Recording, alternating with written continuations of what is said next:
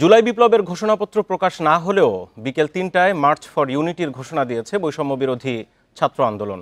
তবে সোমবার রাতে রাজধানীতে জরুরি বৈঠক শেষে সমন্বয়করা বলেন, জুলাই বিপ্লবের ঘোষণাপত্র প্রকাশে সরকারের উদ্যোগকে স্বাগত জানান তারা। এদিকে মঙ্গলবার সকাল থেকেই রাজধানীর কেন্দ্রীয় শহীদ মিনারে মার্চ ফর ইউনিটি কর্মসূচিতে যোগ দিতে জড়ো হতে থাকেন শিক্ষার্থীরা। পাশাপাশি ভোর থেকে শুরু হয় মঞ্চ তৈরির কাজ। ঢাকা বিশ্ববিদ্যালয় ক্যাম্পাস থেকে ছোট ছোট মিছিলও নিয়ে আসছে বৈষম্য বিরোধী ছাত্র আন্দোলনের বিভিন্ন ইউনিট। বিকেল ৩টায় কেন্দ্রীয় শহীদ মিনারে মার্চ ফর ইউনিটি কর্মসূচি পালন করবে বৈষম্য বিরোধী ছাত্র আন্দোলন। গণজমায়েতে অংশ নিতে সোমবার রাতেই ঢাকার উদ্দেশ্যে রওনা দেন তারা। তাদের আশা, ফ্যাসিবাদ বিরোধী শপথে সারা দেশের মানুষ এক হওয়ার শপথ নেবে। ২৯ ডিসেম্বর সংবাদ সম্মেলন করে ৩১ ডিসেম্বর বৈষম্য বিরোধী ছাত্র আন্দোলন জুলাই বিপ্লবের ঘোষণাপত্র প্রকাশ করবে বলে ঘোষণা করেছিল বৈষম্য বিরোধী ছাত্র আন্দোলন।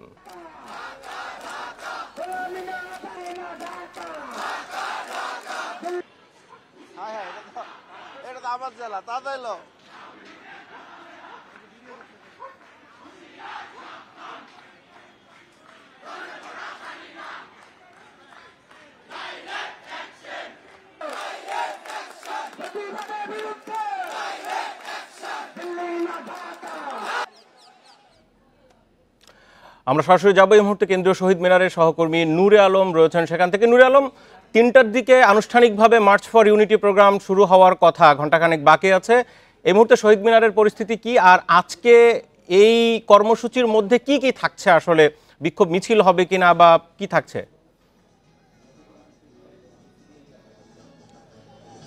গত ৩ আগস্ট বৈষম্য বিরোধী ছাত্র আন্দোলনের পক্ষ থেকে এই কেন্দ্রীয় শহীদ মিনার থেকে এক দফা দাবি পেশ করা হয় এবং সেখানে শেখ হাসিনা পদত্যাগ দাবি করা হয়। এরপরই আমরা দেখেছি গত ৫ আগস্ট ছাত্র জনতার গণ অভ্যুত্থানের মুখে শেখ হাসিনা সরকারের পতন হয় এবং হাসিনা পালিয়ে যেতে বাধ্য হয়। এরপরে আজকে বৈষম্য বিরোধী ছাত্র আন্দোলনের আজকের এই সমাবেশ, এবং এই সমাবেশ থেকে মূলত জুলাই বিপ্লবের ঘোষণাপত্র দেওয়ার কথা ছিল, কিন্তু গতকাল রাতে সংবাদ সম্মেলন করে শুধুমাত্র সমাবেশ করার কথা বলা হয়। সেই সঙ্গে জুলাই বিপ্লবের যে ঘোষণাপত্র সেটির রূপরেখা এখান থেকে বৈষম্য বিরোধী ছাত্র আন্দোলনের পক্ষ থেকে বলা হবে বলে সংবাদ সম্মেলনে জানানো হয়। আমরা কথা বলেছিলাম বৈষম্য বিরোধী ছাত্র আন্দোলনের নেতাদের সাথে।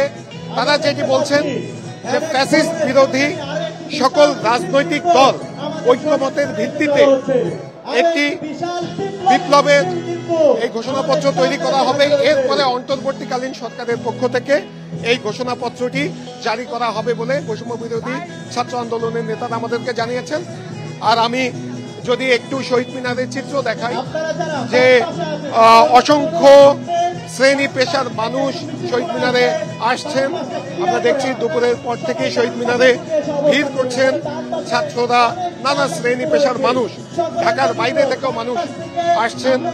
বলা চলে যে শহীদ মিনারের যে বেদির সামনের জায়গাটি সেটি আসলে পুরোটা ভরে গেছে। বিকাল ৩টায় সমাবেশ শুরু হবে, আরো জনসমাগম হবে। আমরা দেখছি যে ঢাকা বিশ্ববিদ্যালয় ক্যাম্পাস দিয়ে মিছিল করে শিক্ষার্থীরা এই সমাবেশে এসে অংশ নিচ্ছেন। আর এই সমাবেশকে কেন্দ্র করে ব্যাপক নিরাপত্তা ব্যবস্থা নেওয়া হয়েছে কেন্দ্রীয় শহীদ মিনারের। একটি বিষয়, আজকের এই মার্চ ফর ইউনিটিতে অন্যান্য রাজনৈতিক দল বা ছাত্র সংগঠন সেখানে যুক্ত হবে কিনা, ছাত্র সংগঠনের নেতারা সেখানে থাকবেন কিনা, কি জানা গেল?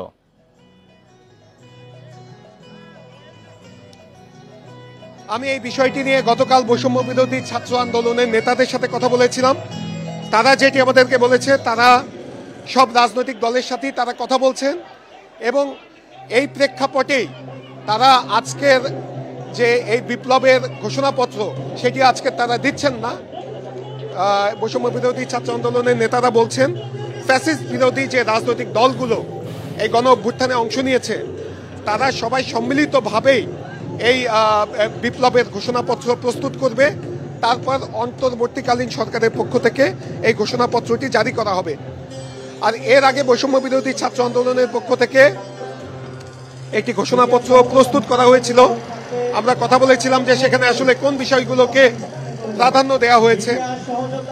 বৈষম্য বিরোধী ছাত্র আন্দোলনের পক্ষ থেকে আমাদেরকে জানানো হয়েছে 1947 থেকে শুরু করে 24 পর্যন্ত আমাদের যতগুলো মুক্তি সংগ্রাম হয়েছে, আমাদের মুক্তিযুদ্ধ, সব ঘটনাগুলো সেই ঘোষণাপত্রে সন্নিবেশিত করা হয়েছিল। 47-এ যে এই বাংলার মানুষের একটি স্বাধীনতার আন্দোলন হয়েছিল সেটি সেখানে অন্তর্ভুক্ত করা হয়েছে। এর পরবর্তীতে পাকিস্তানি শাসকদের বৈষম্যমূলক আচরণ, অত্যাচার, নিপীড়নের বিরুদ্ধে যে 71-এর মুক্তিযুদ্ধ হয়েছে, সেখানে 30 লাখ শহীদের রক্তের বিনিময়ে আমরা একটি স্বাধীন দেশ পেয়েছি, সেই বিষয়টি এই ঘোষণাপত্রে রাখা হয়েছে। এবং এরপরে 72-এর যে সংবিধান, সেই সংবিধান যে মুক্তিযুদ্ধের চেতনা বাস্তবায়ন করতে ব্যর্থ হয়েছে এবং এই দেশে গণতান্ত্রিক পরিবেশ রক্ষা করতে এই 72-এর সংবিধান ব্যর্থ হয়েছে, সেই বিষয়টি এই ঘোষণাপত্রে বৈষম্য বিরোধী ছাত্র আন্দোলনের পক্ষ থেকে অন্তর্ভুক্ত করা হয়েছে। এরপরে 90-এর আন্দোলন, তারপরে বিগত 16 বছরে হাসিনা সরকারের আমলে বিডিআর হত্যাকাণ্ড। নূরে আলম, আরেকটি বিষয়, গতকালকে যেহেতু মূল প্রোগ্রামটি ছিল যে গণ অভ্যুত্থানের ঘোষণাপত্র সেখান থেকে ঘোষণা করা হবে, কিন্তু যেহেতু পরে সরকার সেটিকে সরকারিভাবে ঘোষণা করবে বলে তারা একাত্মতা জানায় বলেই কি আজকের ওই প্রোগ্রামটিকেই পরিবর্তন করে মার্চ ফর ইউনিটি করা হলো? হ্যাঁ, গতকালকেরই তারা যেটি সংবাদ সম্মেলন করে বলেছেন যে যেহেতু ফ্যাসিস্ট বিরোধী সব রাজনৈতিক দলগুলো ঐক্যমতের ভিত্তিতে এই ঘোষণাপত্রটি অন্তর্বর্তীকালীন সরকার প্রস্তুত করবে, তাই তারা আজকের ঘোষণাপত্র প্রকাশ করবে না, ঘোষণা করবেন না, কিন্তু তারা এখানে ঘোষণাপত্রটি কেমন হবে সেটির একটি রূপরেখা তারা আজকের এখান থেকে দিবেন এবং সেখান থেকেই তাদের এই কর্মসূচিটি ঘোষণা করা হয়। আমরা দেখছি যে এই কর্মসূচিতে আন্দোলনকারী শিক্ষার্থীরা আসছেন এবং যারা এই গণ অভ্যুত্থানে আহত হয়েছেন তারাও এখানে এরই মধ্যে এসে উপস্থিত হয়েছেন। বিকেল 3টায় মূল অনুষ্ঠান শুরু হবে। কিন্তু আরেকটি বিষয়, সেটি হচ্ছে ঢাকা বিশ্ববিদ্যালয় থেকে আসছে, অন্যান্য ঢাকার পাশে যে জাহাঙ্গীরনগর রয়েছে, জগন্নাথ রয়েছে, এই সমস্ত বড় ক্যাম্পাস থেকেও কি শিক্ষার্থীরা আসছেন? কি দেখা যাচ্ছে আসলে? শুধুমাত্র বিশ্ববিদ্যালয় ক্যাম্পাস নয়, সারা দেশ থেকে এখানে মানুষ আসছেন।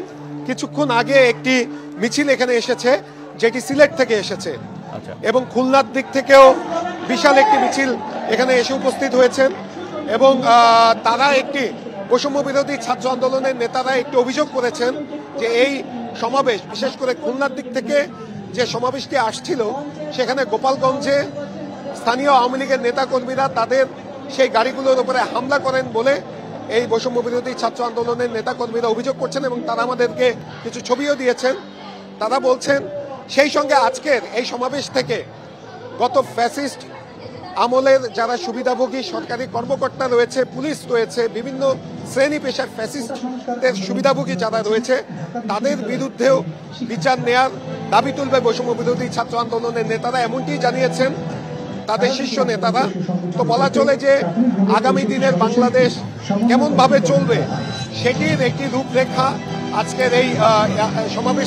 আপনি আরেকটা বিষয় বলছিলেন যে শিক্ষার্থীরা আসার পথে গোপালগঞ্জে তাদের উপরে হামলা হয়েছে, এটি কি শুধু গোপালগঞ্জে নাকি দেশের অন্য কোথাও আর এ ধরনের ঘটনা ঘটেছে?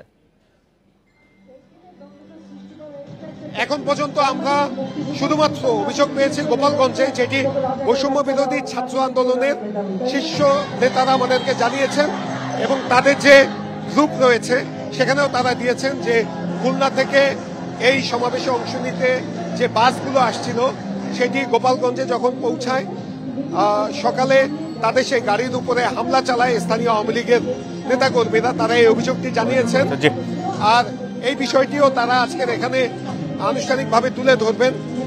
তো বলা চলে যে এখন পর্যন্ত সাধারণ মানুষ আসছেন, রাজধানীর বিভিন্ন শিক্ষা প্রতিষ্ঠানের শিক্ষার্থীরা এখানে আসছেন, ঢাকার বাইরে থেকে আসছেন এবং এই সমাবেশ এই বৈষম্য বিরোধী ছাত্র আন্দোলনের পক্ষ থেকে বলা হচ্ছে যে 3 আগস্টে এখান থেকে যে এক দফা দাবি উত্থাপন করা হয়েছিল, তারপরে আজকে তারা এই ধরনের বড় সমাবেশ কেন্দ্রীয় শহীদ মিনারে করছেন এবং এখান থেকেই আবার যে জুলাই নুরে আলম পিন্টু, আপনাকে অনেক ধন্যবাদ। 3টে আনুষ্ঠানিকভাবে শুরু হবে এবং সেখান থেকে পরবর্তী ঘোষণাপত্রের কি ধরনের বিষয় থাকতে পারে সেই রূপরেখা আসবে। আপনার সাথে আমরা আবারও যোগাযোগ করব, নিশ্চয়ই সেই সময় বিস্তারিত তুলে ধরব। 16 বছরে স্বৈরাচার হয়ে ওঠা আওয়ামী লীগের পতন হয় 2024 সালে। বিরোধী দলগুলোর প্রতিরোধ ব্যর্থ হলেও ভিত নাড়িয়ে দেয় ছাত্র জনতা। বৈষম্য বিরোধী ছাত্র আন্দোলনের তোপে পরাস্ত হয় ফ্যাসিবাদী শাসন। তাসের ঘরের মতো ভেঙে পড়ে ক্ষমতার দুর্গ। পালাতে বাধ্য হয় শেখ হাসিনা। এরই সাথে খুলেছে সম্ভাবনার দুয়ার। স্বপ্ন তৈরি হয়েছে বৈষম্যহীন ও নিরাপদ দেশ গড়ার। 2024 সালের 7 জানুয়ারি দ্বাদশ সংসদ নির্বাচনের আগে থেকেই চলছিল উত্তেজনা। বিএনপি জামাত নির্বাচন বয়কট করায় চাপে পড়ে আওয়ামী লীগ। প্রতিক্রিয়া দেখায় যুক্তরাষ্ট্রসহ পশ্চিমা দেশগুলোও। ডামি প্রার্থী দিয়ে 2014 ও 18 সালের নির্বাচনী বৈতরণী পার হলেও 2024 সালে শেষ রক্ষা হলো না আওয়ামী লীগের। ভোটের আগে বিএনপি জামাত রাজপথে সোচ্চার থাকলেও নির্বাচনের পর তারা অনেকটাই ঝিমিয়ে পড়ে। প্রথম 6 মাস অনেকটাই শান্তিতে ছিল আওয়ামী লীগ সরকার। 23 জুন দলের 75তম প্রতিষ্ঠাবার্ষিকীও বর্ণাঢ্যভাবে পালন করে দলটি। 4 মেয়াদের শাসনামলে রাজপথের দুর্দণ্ড প্রতাপে শাসন করা আওয়ামী লীগ ধাক্কা খায় জুলাইয়ের শুরুতে। কোটা সংস্কারের দাবিতে রাস্তায় নামা ছাত্রদের আন্দোলনের শুরুতে নমনীয় ছিল সরকার, কিন্তু তৎকালীন প্রধানমন্ত্রী শেখ হাসিনার একটি উক্তিতে উত্তাল হয়ে ওঠে ঢাকা বিশ্ববিদ্যালয় সহ দেশের শিক্ষাঙ্গন। মুক্তিযোদ্ধাদের নাতিপুতিরাও পাবে না, তাহলে কি রাজাকারের নাতিপুতিরা পাবে? এবার আগুনে ঘি ঢালেন আওয়ামী লীগ সাধারণ সম্পাদক ওবায়দুল কাদের, শিক্ষার্থীদের উপর ছাত্রলীগকে হামলার নির্দেশ দিয়ে। তার জবাব দেওয়ার জন্য ছাত্রলীগ সহ এর পরের ইতিহাস রক্তস্নাত বাংলাদেশের, যার সূত্রপাত রংপুরে আবু সাইদ শহীদ হওয়ার মধ্য দিয়ে। আইনশৃঙ্খলা বাহিনী ও ক্ষমতাসীনদের নির্বিচার গণহত্যায় ফুঁসে ওঠে জনগণ। পরিস্থিতি নিয়ন্ত্রণে সরকার শিক্ষার্থীদের সব দাবি মেনে নিলেও বড় দেরি হয়ে যায়। ততদিনে এক দফা দাবি শেখ হাসিনার পদত্যাগে উত্তাল হয়ে ওঠে দেশ। কেন্দ্রীয় শহীদ মিনার থেকে এক দফা দাবি পেশ করলে চূড়ান্ত হয়ে যায় পতনের ঘণ্টা। শেষ পর্যন্ত 5 আগস্ট গণবিক্ষোভের মুখে দেশ ছেড়ে ভারতে পালিয়ে যান শেখ হাসিনা। এর 3 দিন পর 8 আগস্ট শপথ নেয় নতুন সরকার। ছাত্রদের অনুরোধে অন্তর্বর্তী সরকারের প্রধান হিসেবে দায়িত্ব নেন ডক্টর মোহাম্মদ ইউনূস। কিন্তু দায়িত্ব নেওয়ার পর একের পর এক বাধার মুখে পড়তে হয় নতুন সরকারকে। জুডিশিয়াল কু, আনসারদের আন্দোলন, সড়ক বন্ধ করে নানা দাবিতে রাজপথে নামে পেশাজীবীরা। শত প্রতিকূলতার মাঝেও নতুন স্বপ্ন বুনে দিয়েছে অন্তর্বর্তী সরকার। বৈষম্যহীন, গণতান্ত্রিক, দুর্নীতিমুক্ত ও সম্প্রীতির বাংলাদেশ গড়ে তোলার লক্ষ্য ঠিক করেছে ছাত্র জনতা। Ijazur Rahman, independent news, Dhaka. 2024-এর কূটনীতির বড় আলোচনা ঢাকা দিল্লির সম্পর্ক।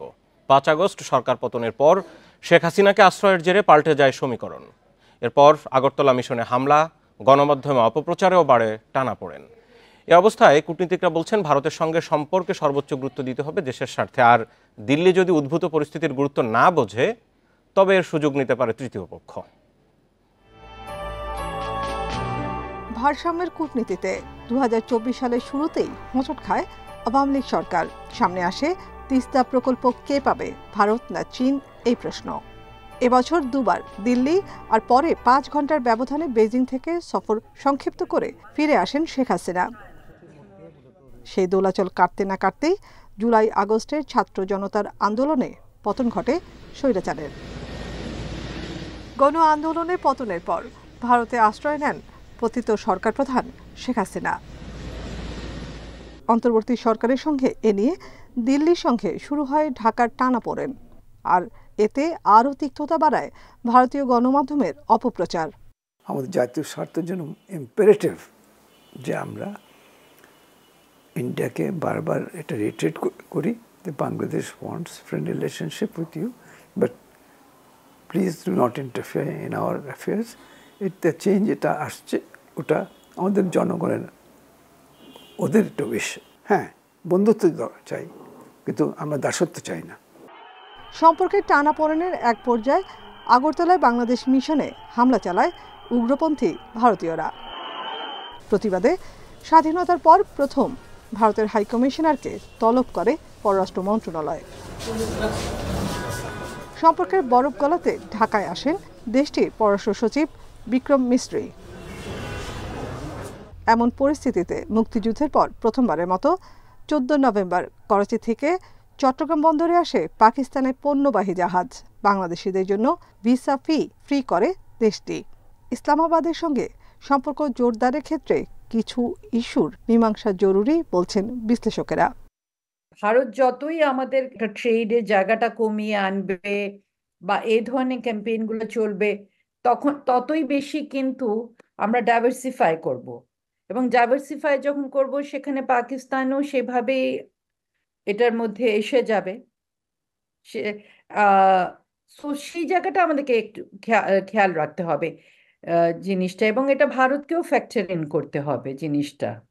কিন্তু আমি মনে করি না যে এটা ৭১কে কখনো আমরা ভুলে যাব। সেখানে পাকিস্তানের অবশ্যই এটা রাষ্ট্রীয় পর্যায়ে ক্ষমা চাইতে হবে। দেশের স্বার্থ নিশ্চিত করে আঞ্চলিক স্থিতিশীলতার স্বার্থেই দিল্লির সঙ্গে ন্যায্যতার ভিত্তিতে সম্পর্কে জোর দিচ্ছেন বিশ্লেষকেরা। নাফিজুদ্দৌলা, ইন্ডিপেন্ডেন্ট নিউজ, ঢাকা। ভারতের সাবেক প্রধানমন্ত্রী ডক্টর মনমোহন সিংয়ের মৃত্যুতে শোক জানাতে সকালে ঢাকায় ভারতীয় হাইকমিশনে যান অন্তর্বর্তী সরকারের প্রধান উপদেষ্টা প্রফেসর মোহাম্মদ ইউনুস। ভারতীয় হাইকমিশনার প্রণয় ভার্মা তাকে স্বাগত জানান। প্রফেসর মোহাম্মদ ইউনুস হাইকমিশনে রক্ষিত শোক বইয়ে স্বাক্ষর করেন। শোক বার্তায় ডক্টর ইউনুস ভারতের সাবেক প্রধানমন্ত্রী মনমোহন সিংকে নিজের কাছের বন্ধু হিসেবে উল্লেখ করেন। মনমোহন সিংয়ের মৃত্যুতে তিনি নিজের, বাংলাদেশের জনগণ ও সরকারের পক্ষে ভারতের জনগণ ও সরকারকে গভীর শোক জানান। গত ২৬ ডিসেম্বর ৯২ বছর বয়সে বার্ধক্যজনিত নানা জটিলতায় মারা যান মনমোহন সিং।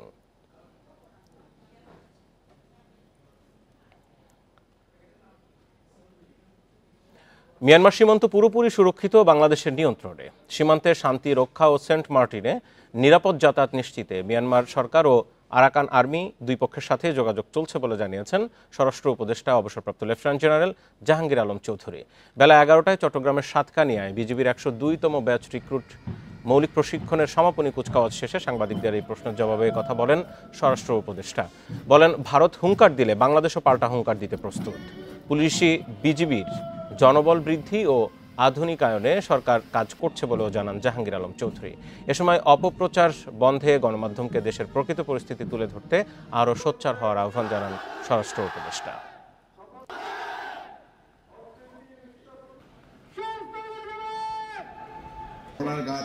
বাংলাদেশ ও আর্থিক সাহায্য প্রদান করার সম্পূর্ণ আমাদের নিয়ন্ত্রণ।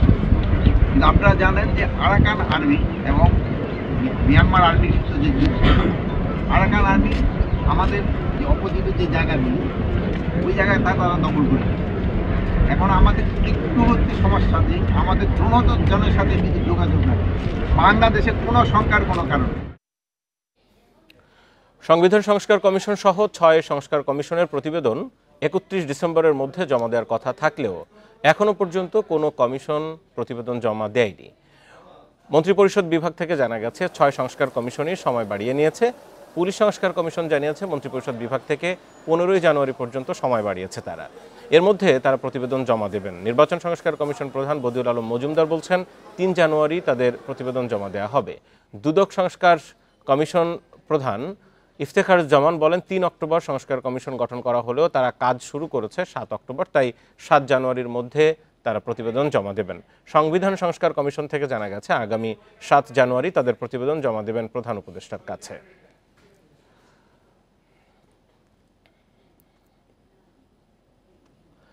31st নাইটে আতশবাজি বা পটকা না ফোটানোর আহ্বান জানিয়েছেন বন ও পরিবেশ মন্ত্রণালয়ের উপদেষ্টা সৈয়দা রিজওয়ানা হাসান। আতশবাজি ফোটানো বন্ধে সন্ধ্যা থেকে পরিবেশ মন্ত্রণালয় মোবাইল কোর্ট পরিচালনা করবে বলেও জানান তিনি।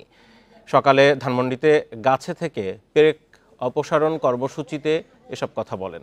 গাছ সুরক্ষা আইনের জন্য একটি আইন করা হয়েছে। এই আইনের মধ্যে পেরেক ঠুকে বিজ্ঞাপন বন্ধ করার একটি আইন সংযোগ করা হবে। আইনের বিধি চূড়ান্ত হলে শাস্তির বিধান চালু করা হবে বলে জানান পরিবেশ ও বন উপদেষ্টা। দেশে আর কোনো স্বৈরাচারকে ক্ষমতা আসতে দেওয়া হবে না বলে মন্তব্য করেছেন বিএনপির স্থায়ী কমিটির সদস্য আমির খসরু মাহমুদ চৌধুরী। সোমবার চট্টগ্রামের মাঝিরঘাট এলাকায় জাতীয়তাবাদী শ্রমিক দলের সমাবেশে তিনি এই মন্তব্য করেন। আমির খসরু মাহমুদ চৌধুরী বলেন, দেশে গণতন্ত্রের হাওয়া বইতে শুরু করেছে, নির্বাচনী আমেজ বইছে। ভিন্ন রূপে বা বহু রূপে আর কোনো স্বৈরাচারকে থাকতে দেওয়া হবে না। ভোটের মাধ্যমে দেশের মানুষকে তাদের প্রতিনিধি নির্বাচনের সুযোগ করে দিতে হবে। নির্বাচন দীর্ঘায়িত করার ষড়যন্ত্র জনগণ মেনে নেবে না বলেও মন্তব্য করেন আমির খসরু মাহমুদ চৌধুরী। বলে দিচ্ছি, বড় বড় স্বৈরাচারকে বাংলাদেশের মানুষ বিতাড়িত করেছে। ওই প্রক্রিয়ায়, সেই প্রক্রিয়ায় ভিন্ন রূপে, বিভিন্ন রূপে, বহুরূপীর ভাব দিয়ে আর স্বৈরাচারকে আমরা এখানে থাকতে দেব না। ৭২-এর সংবিধান বাতিল নয়, আলোচনা করে সংশোধন করা যায় বলে মন্তব্য করেছেন গণ অধিকার পরিষদের সভাপতি নুরুল হক নূর। দুপুরে রাজধানীর নয়াপল্টনে দলীয় কার্যালয়ে এই মন্তব্য করেন তিনি বলেন, বিভিন্ন সময় সংবিধান ১৭ বার সংশোধন করা হয়েছে, তাই বাতিলের দরকার নেই, বরং সবার সাথে আলোচনা করে সংশোধন করা যায়। এ সময় গণ অধিকার পরিষদের দুটি অংশকে আবার একীভূত করার ঘোষণা দেওয়া হয়। নূর বলেন, বৃহত্তর স্বার্থে সকল ব্যবধান ভুলে গণ অধিকার পরিষদকে এক করা হয়েছে। এ সময় ৭১-এর মুক্তিযুদ্ধ নিয়ে তিনি বলেন, জাতি একবারই স্বাধীন হয়, ৭১-এর সাথে ২৪-এর তুলনা চলে না। শেষ গন্তব্য রাষ্ট্র সংস্কার এবং আলাপ আলোচনার পরে দেশে অবাধ, সুষ্ঠু, নিরপেক্ষ নির্বাচনের মাধ্যমে একটা ক্ষমতার পালাবদল ঘটবে। কিন্তু তার আগের যে কার্যক্রমগুলো, এই যে বিচারিক প্রক্রিয়া সম্পন্ন করা, গণহত্যার সাথে জড়িতদের বিচারের মুখোমুখি করা। হবিগঞ্জের বাহুবলে গ্যাস লাইন মেরামতের সময় বিস্ফোরণে ৪ শ্রমিক নিহত হয়েছে। এ খবরে আরো বিস্তারিত নিয়ে ঘটনাস্থল থেকে সরাসরি আছেন সহকর্মী আবু সালে নুরুজ্জামান। আবু সালে, ঘটনা আসলে ঠিক কিভাবে ঘটলো, যথেষ্ট নিরাপত্তা ব্যবস্থা সেখানে ছিল কিনা, বিস্তারিত জানান।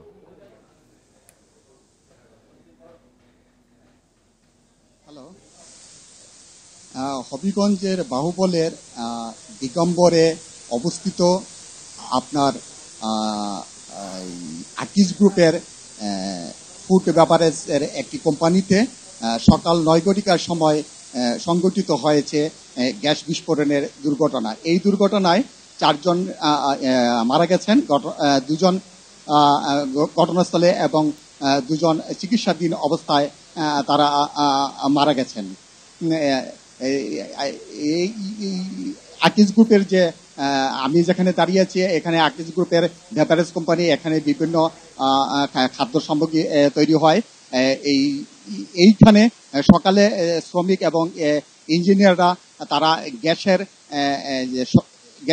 লাইনটি তারা এখানে রক্ষণাবেক্ষণ করছিলেন এবং রক্ষণাবেক্ষণের সময় হঠাৎ বিস্ফোরণের ঘটনা ঘটলেই এই দুর্ঘটনা ঘটে। দুর্ঘটনায় আপনার ঘটনাস্থলে 2 জন এবং হাসপাতালে নেওয়ার পর 2 জন মারা যায়। তারা এই উসমানী সিলেট মেডিকেল কলেজ হাসপাতালে চিকিৎসাধীন অবস্থায় মারা গেছেন বলে আমরা নিশ্চিত হয়েছি, প্রশাসনের ঊর্ধ্বতন কর্তৃপক্ষ জানিয়েছেন। ইতিমধ্যেই এই আকিজের বেভারেজ কোম্পানিটিতে আপনার জেলা প্রশাসক, পুলিশ সুপার সহ ঊর্ধ্বতন কর্তৃপক্ষ তারা পরিদর্শন করেছেন এবং জেলা প্রশাসক ইতিমধ্যে যেটা জানিয়েছেন এবং এটা দুর্ঘটনাটি যে ঘটেছে এই দুর্ঘটনার জন্য এবং তারা সংশ্লিষ্ট যে কোম্পানি রয়েছে তারা তদন্ত করে দেখবে এর কারণটা কি কারণে এই ঘটনাটি সংঘটিত হয়েছে।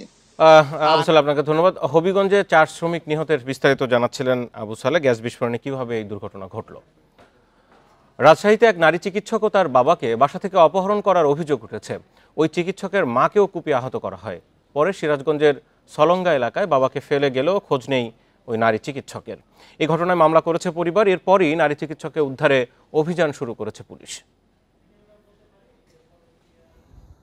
সোমবার ভোরে রাজশাহী নগরীর চন্দ্রিমা এলাকার ১১৮ নম্বর বাসা থেকে অপহৃত হন নারী চিকিৎসক। তার মাকে ধারালো অস্ত্র দিয়ে কুপিয়ে এবং হাত পা বেঁধে বাবাকেও অপহরণ করে ৬ জনের একটি দল। অপহৃত চিকিৎসকের মা জানান, ফজরের নামাজ পড়তে মসজিদে যাওয়ার সময় অপহরণকারীরা তার স্বামীকে জিম্মি করে বাসায় ঢুকে পড়ে। পরে স্বামী ও মেয়েকে মাইক্রোবাসে করে নিয়ে যায়। জখম করে আমার মেয়েকে নিয়ে চলে গেছে। ওর বাবা আমার মেয়েকে নিয়ে চলে গেছে। পরে ওর বাবাকে নাকি ইঞ্জেকশন দিয়েছে, জ্ঞান শূন্য হয়ে গেছে। পরে রাস্তায় ফেলে দিয়ে মেয়েকে নিয়ে চলে। মেয়ে কি অবস্থা আমি বলতে পারছি না। পরিবারের অভিযোগ, অপহরণের পেছনে রয়েছেন তানজিম খান ওরফে রোশন আলম, কখনো আওয়ামী লীগ নেতা, কখনো ফজলের নূর তাপসের ঘনিষ্ঠ বলে পরিচয় দিতেন তিনি। নারী চিকিৎসককে স্ত্রী বলেও দাবি করতেন তানজিম। যথাযথ মুসলেখা দিল, চলে গেল। আমি গেলাম হল, আমার মেয়েরা তখন ছিল না, আমাদের কাছে। আমি হজ থেকে আসার পরে কোনো সমস্যা নাই। এই 5 তারিখের ঘটনার পর থেকে আবার শেষ। অক্ষত অবস্থায় নারী চিকিৎসককে উদ্ধারের দাবি স্বজনদের। পুলিশ বলছে অপহরণে জড়িতদের গ্রেপ্তারে অভিযান চলছে। রকম ফ্রড, তিনি আওয়ামী লীগে 5 আগস্টের আগে তিনি আওয়ামী লীগের নেতা ছিল, 5 আগস্টের পর এখন বিএনপি জামাতের নেতা এরকম দাবি করে। তা আমরা সর্বোচ্চ শাস্তি চাই। মেয়েকে উদ্ধারের কার্যক্রম চালাচ্ছে আর কি থানা পুলিশ। এই যে লোক অপহরণ করেছে এবং তার সঙ্গে যারা ছিল, বিশেষ করে যে মেয়ে তার সাথে পূর্ব পরিচিত ছিল বলে জানা যাচ্ছে। অপহরণের ঘটনায় চন্দ্রিমা থানায় 2 জনের নাম উল্লেখ সহ অজ্ঞাত 4 জনের বিরুদ্ধে মামলা করেছে নারী চিকিৎসকের বাবা। Independent news. ঢাকা আন্তর্জাতিক বাণিজ্য মেলা সত্যিকার অর্থে আন্তর্জাতিক মানের হয়ে ওঠেনি বলে মন্তব্য করেছেন বাণিজ্য উপদেষ্টা শেখ বশিরউদ্দিন। মঙ্গলবার পূর্বাচলে মেলা প্রাঙ্গণে আয়োজিত সংবাদ সম্মেলনে এই কথা বলেন তিনি আরও বলেন, আন্তর্জাতিক মানের মেলার রূপান্তরে আরও সময় প্রয়োজন। মেলায় কিভাবে বিদেশিদের আকৃষ্ট করা যায় তা নিয়ে কাজ করবে সরকার। তিনি জানান, 29তম বাণিজ্য মেলায় প্রথমবারের মতো অনলাইনে টিকিট কাটতে পারবেন ক্রেতা দর্শনার্থীরা। পাশাপাশি লাইনে দাঁড়িয়েও টিকিট কেনার সুযোগ থাকবে। মেলায় প্রবেশ মূল্য 50 টাকা ও ছোটদের 25 টাকা। এবারের মেলায় 36 চত্বর ও জুলাই চত্বর নামে আলাদা 2টি কর্নার করা হয়েছে। মাসব্যাপী এই মেলা চলবে প্রতি সকাল 10টা থেকে রাত 9টা পর্যন্ত। ছুটির দিনে রাত 10টা পর্যন্ত মেলা চলবে।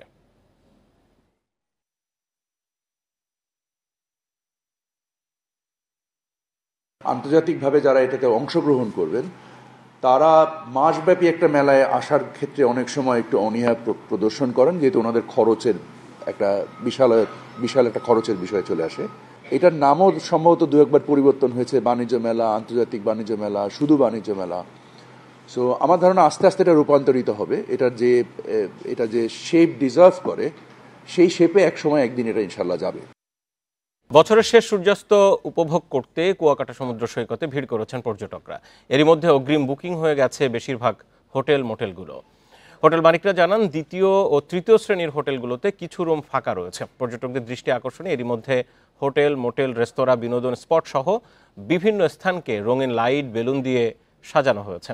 এছাড়াও নতুন বছরকে স্বাগত জানাতে বেশিরভাগ হোটেল ধোয়ামোছা করে নতুন সাজে সেজেছে। পর্যটকদের নিরাপত্তায় জেলা প্রশাসন ও ট্যুরিস্ট পুলিশ নানা উদ্যোগ নিয়েছে। প্রতি বছর নতুন বছরকে স্বাগত জানাতে কুয়াকাটা সমুদ্র সৈকতে কয়েক হাজার পর্যটকের আগমন ঘটে। পর্যটন সেবা নিশ্চিতের লক্ষ্যে তাদের প্রস্তুতি সম্পন্ন আছে এবং সারা পাওয়া যাচ্ছে। অনেকগুলো ভালো ভালো হোটেলগুলিতে মোটামুটি মানে হয়ে গেছে, বুকিং হয়ে গেছে।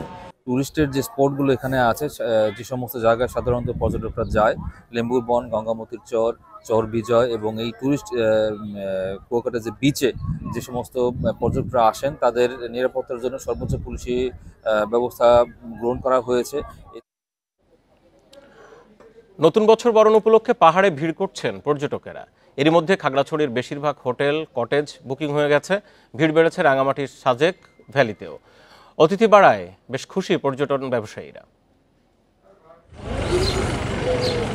খাগড়াছড়ির আলোটিলার রহস্যময় সুড়ঙ্গ, ঝুলন্ত ব্রিজ, বৃষং ঝর্ণা সহ অসংখ্য স্পট পর্যটক টানে সারা বছরই। তবে নতুন বছর বরণ উপলক্ষে পর্যটক সমাগম এখন স্বাভাবিকের চেয়ে বেশি। খাগড়াছড়ি ভ্রমণে আসায় বেশিরভাগ পর্যটকের আগ্রহ থাকে সাজেক ভ্যালি ঘিরে।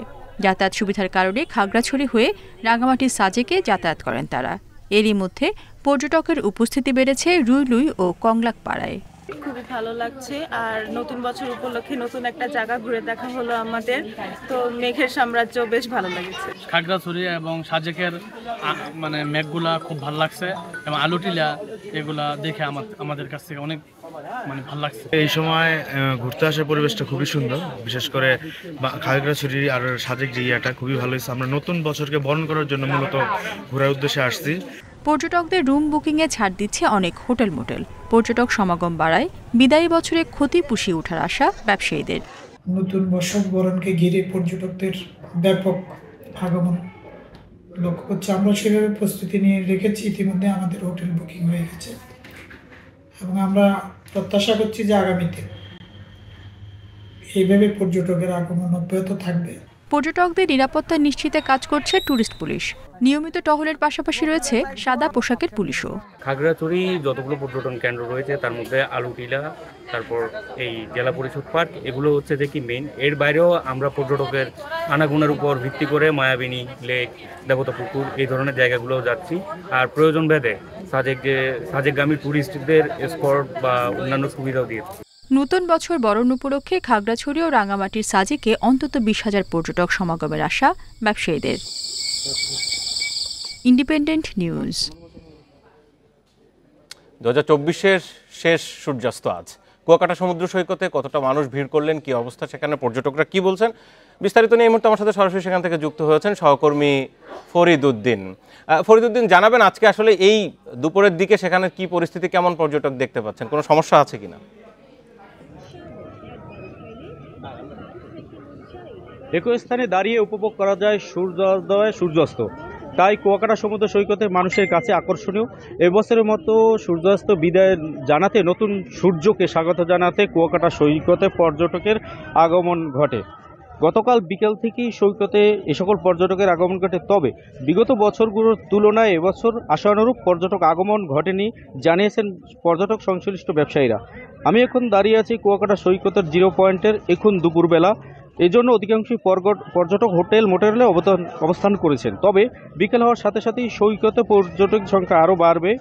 এখন যারা পর্যটক রয়েছেন তারা কিন্তু সমুদ্রের নোনা জলে গা ভাসিয়ে আনন্দ উন্মোদনায় মেতেছেন। অনেকেই বেঞ্চিতে বসে প্রাকৃতিক সৌন্দর্য উপভোগ করেছেন, অনেকেই প্রিয়জনদের হাত ধরে এক প্রান্ত থেকে অন্য প্রান্তে ঘুরে বেড়াচ্ছেন, অনেকেই পরিবার ও প্রিয়জনদের সাথে সেলফি তুলে সামাজিক যোগাযোগ মাধ্যমে ছড়িয়ে দিচ্ছেন। মোট কথা কুয়াকাটা সৈকত জুড়ে এখন উৎসবের আমেজ চলছে।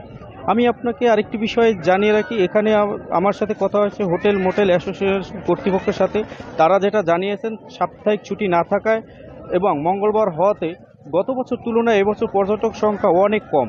এখন পর্যন্ত আমাদের হোটেল মোটেল যা বুকিং রয়েছে তারা জানিয়েছেন 60 থেকে 70 ভাগ হোটেল বুকিং রয়েছে। এবছর পর্যটক সংশ্লিষ্ট ব্যবসায়ীদের নিয়ে পর্যবেক্ষণের জন্য মনিটরিং সেল গঠন করা হয়েছে। কোনো ব্যবসা প্রতিষ্ঠান যদি অতিরিক্ত ভাড়া খাবারের দাম বেশি রাখে তার বিরুদ্ধে ব্যবস্থা নেওয়া হবে। আমি আপনাকে আরেকটি বিষয় জানিয়ে রাখি, আমার সাথে কথা হয়েছে ট্যুরিস্ট পুলিশের সাথে। তারা যেটা জানিয়েছেন, শুধু 0 পয়েন্টেই নয়, লেম্বুর বন, গঙ্গামতি, কাউয়ারচর, সব সুটকিপল্লী, রাখাইনপল্লী, সব দর্শনীয় স্পটগুলোতে অতিরিক্ত পুলিশ সদস্য মোতায়েন রয়েছে। এছাড়া কোনো ধরনের অপ্রীতিকর ঘটনা যাতে না ঘটে এজন্য পর্যটক এলাকা জুড়ে সৈকতে সৈকত এলাকা জুড়ে মনিটরিং সেল গঠন করা হয়েছে। এই ছিল কুয়াকাটা থেকে আমার সর্বশেষ। আমরা ছিলাম সরাসরি কুয়াকাটা সমুদ্র সৈকতে। সংবাদ দুপুর আজ এ পর্যন্ত। এতক্ষণ সাথে থাকার জন্য